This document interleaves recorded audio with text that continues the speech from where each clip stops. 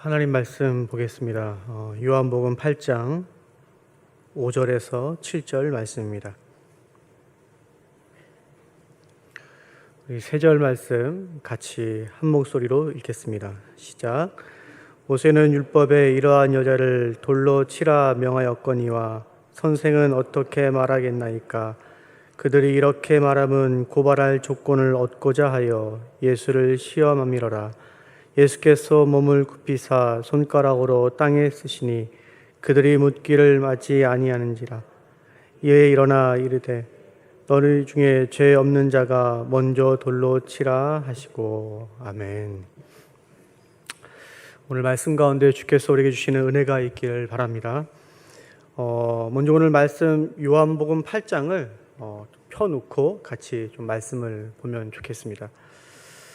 오늘 본문은 크게 보았을 때 우리가 세 절만 읽었지만 요한복음 8장 1절부터 11절까지가 한 단락의 내용입니다. 너무나 잘 알고 있는 흔히 가늠한 여인이라는 제목으로 알고 있는 우리 말씀입니다. 많은 사람들이 이 본문 말씀을 보면서 예수님이 나에게 주시는 그 용서를 경험하고 감격해였을 것입니다.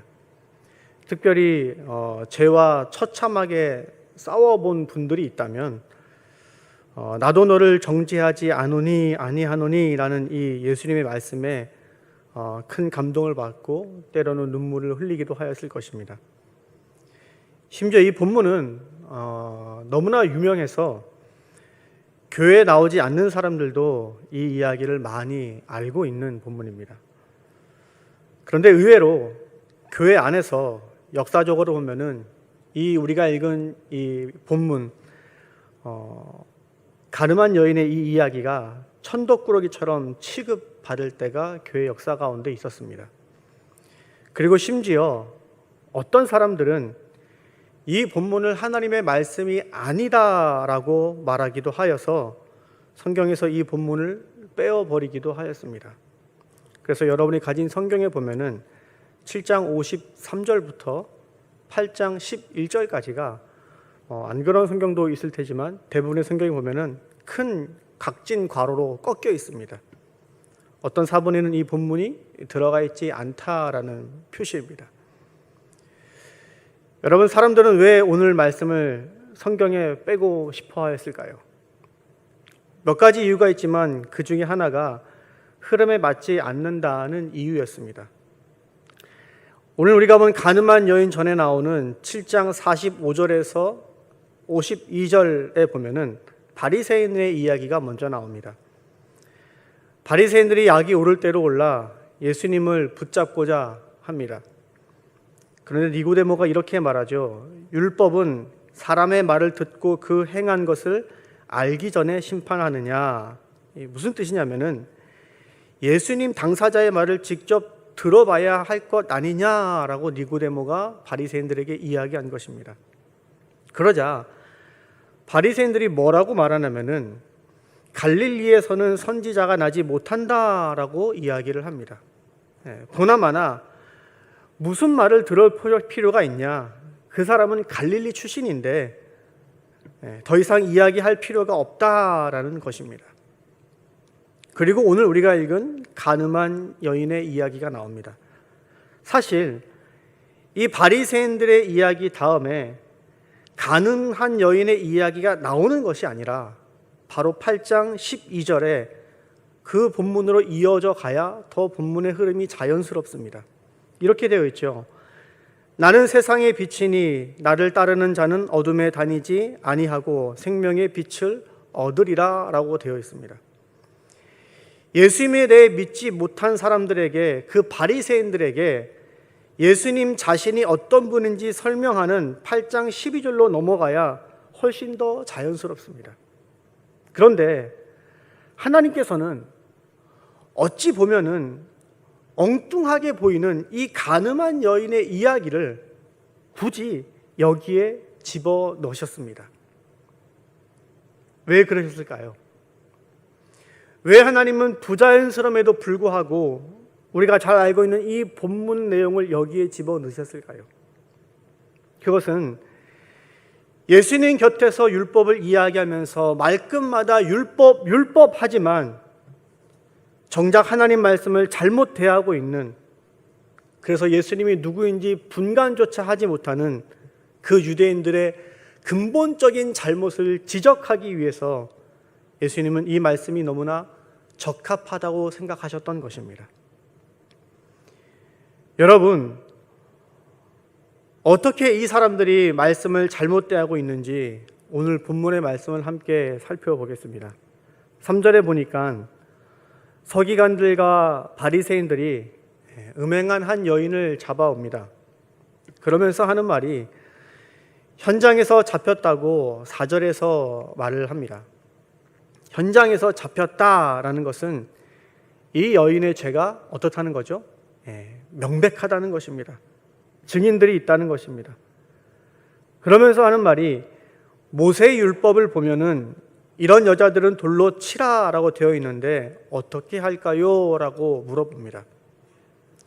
실제로 신명기 22장에 보면은 간음한 사람들을 어떻게 해야 되는지 기록되어 있는데 성문으로 끌어내고 돌로 쳐 죽이라라고 기록되어 있습니다. 그런데 죽이려 하다 보니까 당시 이스라엘은 로마의 속국에 속해 있었는데 그래서 로마의 법을 한편으로는 따라야 했습니다.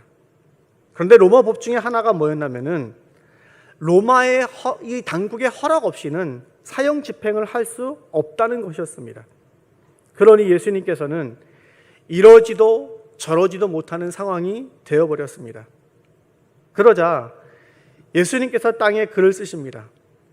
여러분, 예수님께서 이 여인을 돌로 칠 수도 없고 또 그렇다고 용서하자니 율법에 걸리고 이러지도 저러지도 못하면서 땅에 글씨를 쓰고 있는 동안 여러분, 사람들은 어떻게 했겠습니까? 7절에 이렇게 되어 있습니다. 그들이 묻기를 마지 아니하는지라.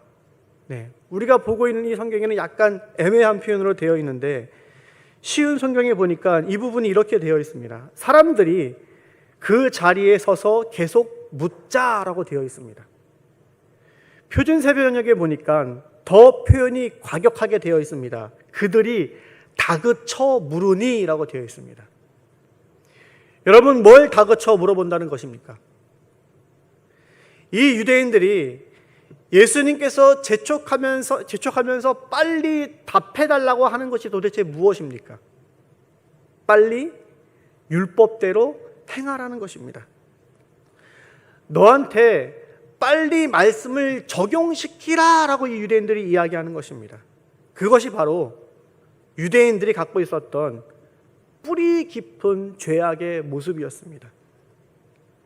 여러분, 지금 바리새인과 유대인들은 누구에게 계속해서 말씀을 적용시키고 있는 거죠? 상대방에게 말씀을 적용시키고 있습니다. 자기 자신에게 말씀을 비춰보지 않고 여인에게 말씀을 갖다 대고 예수님에게 말씀을 갖다 대고 있습니다. 이런 태도가 이 유대인들과 바리새인들에게 너무나 뿌리 깊이 박혀 있다 보니까 예수님께서 이들에게 무슨 이야기를 하더라도 또 어떤 기적을 나타내더라도 그럼에도 불구하고 이 사람들은 예수님을 받아들이지 못하고 있었던 것입니다. 여러분, 우리는 모두 하나님의 말씀을 들으며 살아갑니다. 우리가 듣는 모든 말씀이 하나님의 말씀이라고 우리는 여기면서 살아갑니다. 이 성경 66권을 하나님의 말씀이라고 믿지 않는 사람은 아마 없을 것입니다. 디모데 3장 16절에 이렇게 되어 있죠. 모든 성경은 하나님의 무엇으로 되었다고요? 감동으로 되었다는 이 말씀을 우리가 믿습니다. 세례 받을 때부터 이것을 확인하고 우리가 교인이 됩니다. 그런데 여러분, 이 말씀을 볼 때, 우리가 성경을 볼 때 어떤 말씀은 나에게 하신 하나님의 말씀이라 생각하고 어떤 말씀은 평생 읽어도 이것은 나에게 한 말씀이라고 생각하지 않고 지나가는 많은 말씀들이 있습니다. 여러분, 왜 우리는 하나님의 그 모든 말씀들을 나에게 하는 말씀이라고 생각하지 못하고 살아갈까요? 마가복음 8장에 보면은 예수님께서 베드로와 제자들과 함께 빌립보를 지나가십니다. 이때 예수님께서 뭐라고 말씀하시냐면은 자기 자신이 죽임을 당할 것이라고 주님은 말씀하십니다. 예수님이 이 말씀을 제자들에게 여러 번 하셨던 것 같습니다. 한 번 했던 것이 아닌 것 같습니다. 왜냐하면 마가복음에 보면은 어떻게 표현되냐면은 드러내놓고 이 말씀을 하셨다라고 되어 있습니다. 전에는 다른 방식으로 이 말씀을 하셨다는 거죠. 제자들이 비유로 또는 은유로 여러 번 주님께서 이것을 가르쳐 주셨다는 것입니다. 그런데 이 말씀을 듣고 베드로가 항변을 합니다. 그러자 예수님께서 뭐라고 말씀하시냐면은 사탄아 물러가라고 말씀하시면서 누구든지 자기 목숨을 구원하고자 하면 잃을 것이라고 말씀하십니다. 베드로가 지금 예수님의 반복적인 그 이야기, 예수님의 죽으심에 대한 이야기를 받아들이지 못하는 이유를 주님께서 콕 집어서 설명하시는데 그것은 바로 스스로가 자기를 구원하려고 하였기 때문이라고 말씀하고 있습니다. 자기 자신을 너무나 아껴서 그 마음 때문에 주님의 말씀을 받아들이지 못한다라고 예수님은 말씀하고 계십니다. 예수님이 죽는다는 것을 받아들이려면은 베드로는 여태까지 예수님을 쫓아다녔는데 배도 버리고 많은 것을 버리고 오랜 시간 동안 예수님을 쫓아다녔는데 그리고 그 쫓아다녔던 이유가 자신이 출세할 것이라는 기대 때문에 예수님을 쫓아다녔는데 그 예수님이 죽는다는 말씀을 인정하고 받아들이면은 자기의 꿈이 사라지기 때문에 자기를 사랑하는 것과 멀어지기 때문에 베드로는 그 마음을 그 계획을 포기할 수 없었던 것입니다. 여러분 요즘 우리가 사는 시대의 트렌드가 뭐죠? 자기를 사랑하라는 것입니다. 베드로가 그 전에 가졌던 마음처럼 자기를 사랑하는 것이 요즘 대놓고 하는 세상의 트렌드라고 생각합니다. 어떤 힘든 결정을 해야 되는 사람들에게 사람들이 많이 하는 조언이 있습니다. 너 자신을 사랑하라고 말씀합니다. 그만큼 했으면 됐다고, 너를 위해 투자하라고 말을 합니다. 특별히 누군가 위해 희생하거나 용서를 해야 되는데 그것이 옳은 것인지 알지만 가족을 위해 또 타인을 위해 희생하거나 용서하는 것이 너무나 힘들어 고민하고 있는 사람들에게 세상 사람들이 많이 하는 대답이 무엇입니까? 그만하면 됐다라는 것입니다. 너 자신을 위해 살라라고 사람들은 이야기합니다. 나에게 투자하는 것이, 너 자신에게 투자하는 것이 옳은 일이라고 세상은 이야기합니다. 그리고 그 마음이 어쩌면 예수님을 믿는 우리 가운데도 깊이 박혀 있는 것 같습니다. 그래서 하나님의 말씀을 대할 때도 그 말씀 앞에서 어쩌면 우리를 사랑하는 그 마음이 더 앞설 때가 많이 있는 것 같습니다. 나를 사랑하는 마음과 어울리는 말씀이면은 받아들이지만 나를 사랑하는 것과 어울리지 않는 말씀이면은 그것을 나에게 하는 말씀이라고 받아들이지 못하고 그냥 지나가고, 그래서 오랜 세월 동안 우리는 어떤 말씀, 특정 말씀에 대해서는 무감각하게 오랜 시간 동안 지나갈 때가 너무나 많은 것 같습니다. 베드로의 모습이 그랬습니다. 너무나 자기를 사랑하기 때문에 주님의 말씀을 받아들일 여유가 베드로 가운데 없었습니다. 그런데 그런 베드로가 예수님의 십자가와 부활 사건을 경험하고 그리고 성령의 충만한 그 오순절 사건을 지나면서 자기를 사랑하는 사람에서 다른 사람을 위하는 사람으로 바뀌게 됩니다. 누가복음 22장 32절에 보면은 예수님께서 베드로가 부인할 것을 미리 예고하시면서 이렇게 말씀하십니다. 내가 너를 위하여 내 믿음이 떨어지지 않기를 기도하였느니 너는 돌이킨 후에 내 형제를 굳게 하라 라고 되어 있습니다. 여기 돌이킨 후에라는 것은 앞에서 말씀드린 베드로가 십자가와 부활 사건과 오순절의 그 성령 충만의 사건을 경험하고 나서 전과 다른 돌이킨 삶을 살할 때의 그 베드로의 모습을 이야기합니다. 그때 베드로에게 나타난 첫 번째 특징을 주님께서 미리 예고하시는데 뭐라고 말씀하시죠? 내 형제를 굳게 하라라고 말씀하십니다. 더 이상 나의 비전과 나의 욕심과 내 유익으로 사는 사람이 아니라 다른 사람의 유익으로 사는 사람이 될 것이라고 주님은 미리 예고하셨습니다. 그리고 우리가 사도행전에서 너무나 많은 베드로의 모습을 보면 알듯이 베드로는 정말 그런 사람이 되었습니다. 그리고 그때 베드로에게 나타난 가장 큰 특징이 뭐냐면 바로 말씀을 받아들이는 사람이 된 것입니다. 단지 다른 사람을 위하는 거기서 그치는 것이 아니라 나를 부인하는 사람은 결국 말씀을 받아들이는 사람이 된다는 것을 베드로의 사도행전의 모습을 통해서 우리에게 주님은 말씀하고 있습니다. 그래서 그 말씀의 사람, 하나님의 말씀을 마음 깊이 내 것으로 받아들이는 사람이 되었기 때문에 베드로는 그 말씀을 가지고 많은 이적과 많은 사람들에게 영향력을 미치는 사람이 되었던 것입니다.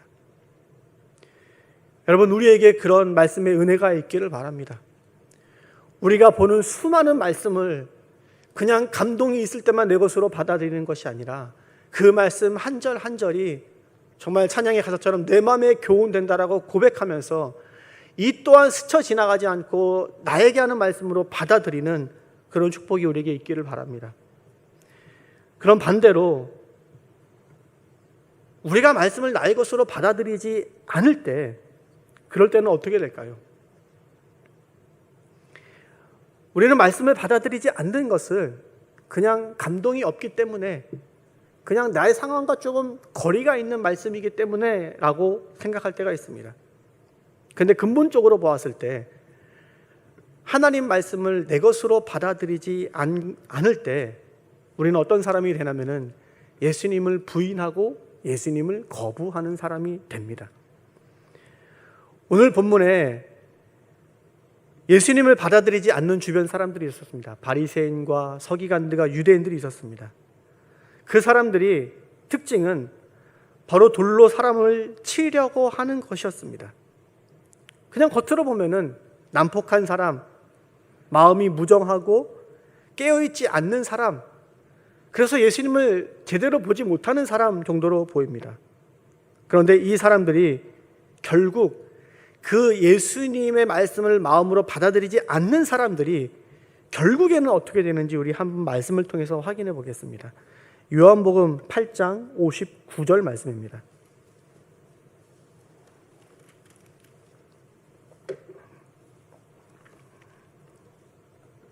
우리 크게 한 목소리로 읽겠습니다.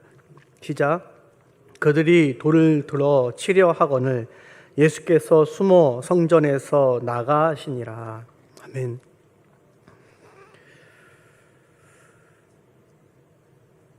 결국 주의 말씀을 내 것으로 받아들이지 않는 사람들의 그 마음은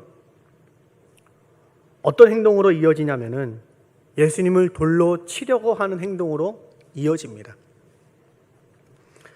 어쩌면 우리는 이런 생각을 할 수 있습니다.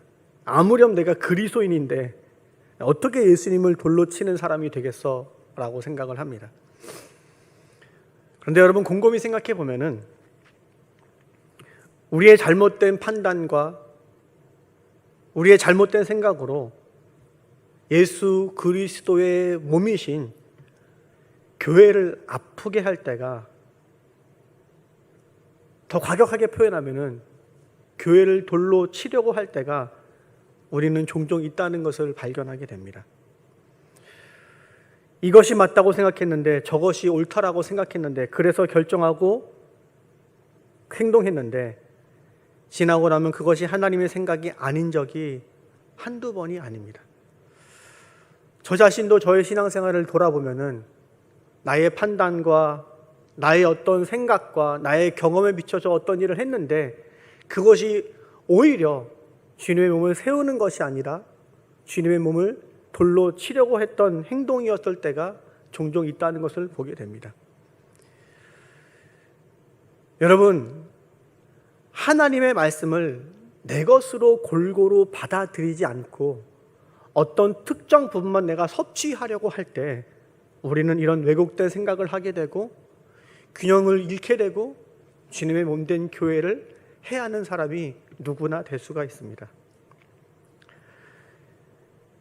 여러분, 바라건대 하나님의 말씀을 정말 골고루 잘 섭취하는 저 여러분이 되길 바랍니다. 우리는 대부분 어떤 느낌이 있는, 어떤 감동이 있는 말씀만 나에게 주시는 하나님의 말씀이라고 판단할 때가 많이 있습니다. 그런데 앞에서도 우리가 읽어보았듯이 성경에는 분명히 이런 이야기하고 있습니다. 모든 말씀이 하나님의 감동으로 된 것이라고 말씀하고 있습니다. 그렇다면은 우리는 말씀을 볼 때 나에게 감동이 있는 어떤 구절이 나오기까지만 기다릴 것이 아니라 어쩌면 모든 말씀을 깊이 들여다봐야 합니다.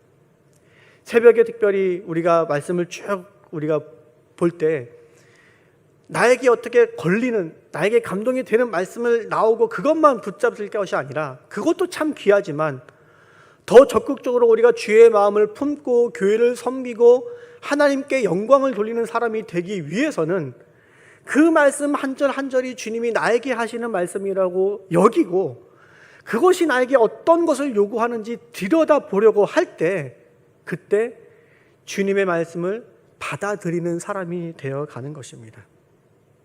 여러분에게 이런 축복이 있기를 바랍니다. 어거스틴이라는 사람이 있습니다.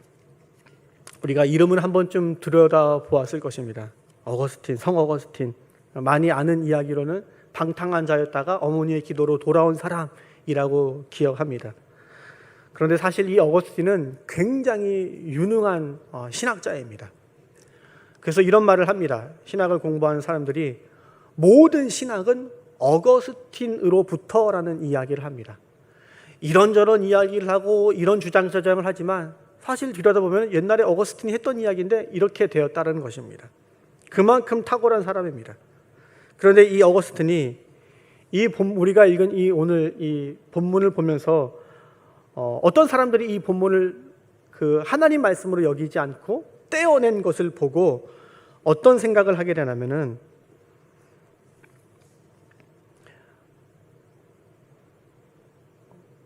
혹 어떤 사람들이, 특별히 여자들이 이 본문을 보고 너무나